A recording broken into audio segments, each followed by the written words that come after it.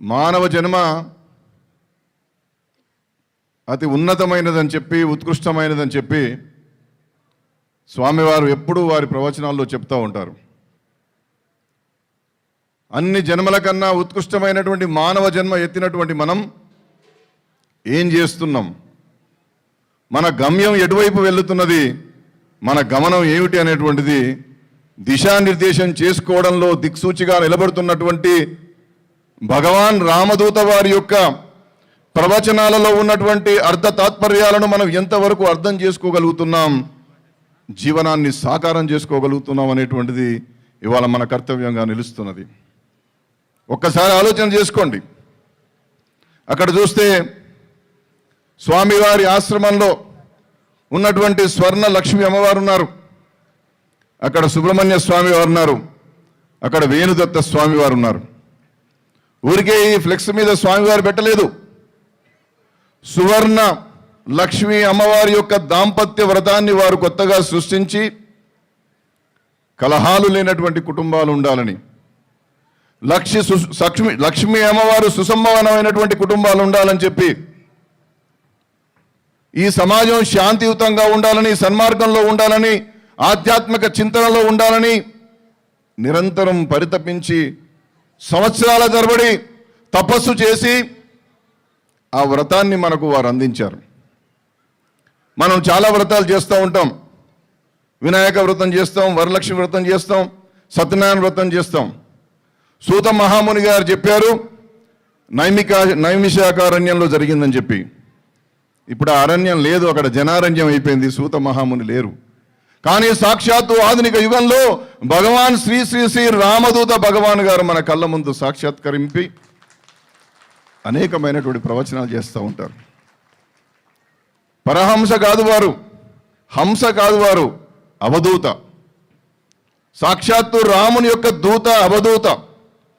ఈ అవధూతలు మన శాస్త్రంలో చాలా మహోన్నతమైనటువంటి లక్ష్యం కోసం ఉద్భవించినటువంటి వారని చెప్పి శాస్త్రం చెప్తా ఉన్నది. అలాంటి అవధూతలు ఇవాళ సాంకేతిక పరిజ్ఞానం ఉరుకలు వేస్తూ డాలర్ల కోసం పరుగులు పెడుతున్నటువంటి ఈ సందర్భంలో కూడా మనం ఇంతకుముందే నేను నా ప్రసంగంలో చెప్పినట్టు యదా యదా హి ధర్మస్య గ్లానిర్భవతి భారత అభ్యుత్థానమధర్మస్య అనేటువంటి విషయాన్ని, ఎప్పుడైతే ధర్మం తగ్గిపోతుందో, అధర్మం పెచ్చుపెడుతుందో, సంభవామి యుగే యుగే, నేను ప్రతి యుగంలో నేను పుడతానని చెప్పారు. ఈ యుగంలో మనకు సాక్షాత్తు అవధూత రూపంలో శ్రీ రామదూత భగవాన్ గారు మనకు ఆశీస్సులు అందించడానికి వచ్చారు.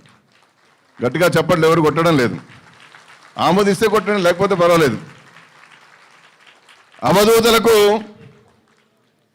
ఆడంబరం ఉండదు, ఈ శరీరానికి ఆడంబరం ఉండదు,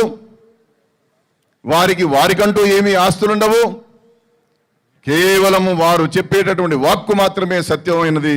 ఆ సత్యాన్ని పాటించమని చెప్పేటటువంటి ఒక పరిపూర్ణమైనటువంటి పరిమళ భరితమైనటువంటి ఆధ్యాత్మిక చింతనను మనకు కలిగించడానికి మాత్రమే అవధూతల రూపంలో ఇక్కడికి వస్తారు.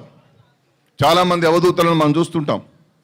షిరిడి సాయిబాబా గారు అవధూత అంటారు, వెలగపూడి వెంకయ్య స్వామి వారు అలగదూతగా ఉన్నారు, కురుముద్దాలి పిచ్చమ్మ గారు ఉన్నారు, కాశిరెడ్డి నాయన గారు ఉన్నారు, వేణు దత్తాత్రేయ స్వామి వారు ఉన్నారు.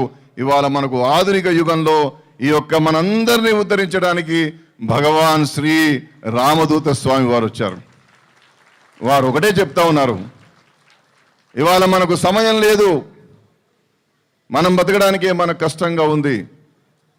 కొన్ని సందర్భాల్లో మనం అనేకమైనటువంటి సినిమా సంగీతాన్ని పాడుతూ ఉంటాం, బాత్రూమ్లలో సినిమా సంగీతాన్ని పాడతాం, ఎక్కడన్నా ఉన్నప్పుడు పాటలు పాడతాం.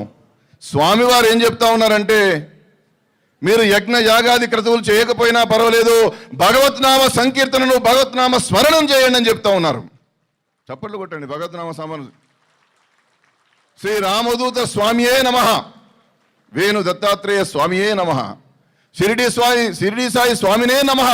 ఇంతే చాలు.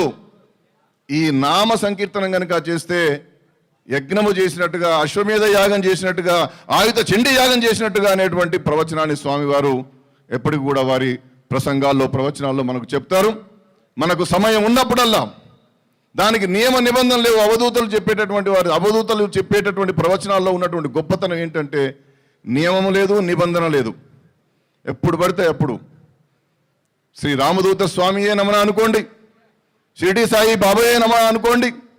ఈ నామ సంకీర్తన ద్వారా, నామ స్మరణ ద్వారా శరీరంలో ఒక పవిత్రమైనటువంటి భావం కలిగి సన్మార్గంలో ఉండేటటువంటి అవకాశం మనకు ఉంటుందనేటువంటిది మనకు స్వామివారు ఎప్పుడు చెప్తారు. అంతేకాకుండా వారు అన్ని దానాల కన్నా అన్నదానం గొప్పదని ఎప్పుడు చెప్తూ ఉంటారు. అన్నదానం అంటే మనం చేస్తాం, చిన్న చిన్న పులిహోర ప్యాకెట్లు కట్టుకొని అక్కడక్కడ దేవాలయాల ముందు పాపం అన్నం లేని వాళ్ళు ఉన్నారని చెప్పేసి మనం ఇలా విసిరేసిపోతాం. అది కాదు వాళ్ళ అన్నదానం అంటే. ఆ దేవాలయం ముందు ఉన్నటువంటి ఆ భిక్షకుడు అనేటువంటి వారిలో కూడా ఒక అవధూత ఉండవచ్చు. అన్నదానం పరిపూర్ణంగా చేయండి అని చెప్తారు భగవాన్ శ్రీ రామదూత గారు. అన్ని దానాల కన్నా అన్నదానం పవిత్రమైనటువంటిది. అన్నదానాన్ని ఎంత చేస్తే అంత మనకు భగవంతుడు సాక్షాత్కరింపజేస్తారని చెప్తారు. ఆ విధంగానే తల్లి మీద అత్యంత ప్రేమ మమకారం కలిగినటువంటి మన స్వామివారు స్త్రీమూర్తిని గౌరవించాలని చెప్పి ఒక అక్కగా, ఒక చెల్లిగా, ఒక తల్లిగా, ఒక అత్తగా అనేకమైనటువంటి రూపాల్లో కనిపించేటటువంటి స్త్రీమూర్తిని ఎప్పుడైతే ఈ సమాజం గౌరవిస్తుందో అప్పుడు మాత్రమే ఈ సమాజం గొప్పగా ఉంటుందని. ఎత్ర నార్యంతో పూజ్యంతి అని చెప్పి శాస్త్రంలో చెప్పారు. ఇప్పుడు కూడా రామదూత వారు చెప్తా ఉన్నారు, స్త్రీమూర్తులను గౌరవించండి, సమాజం బాగుపడుతుంది, గొప్పగా వర్తిల్లుతుందని చెప్పేటటువంటి ఒక ఉవాచన కూడా వారు చేస్తూ ఉన్నారు.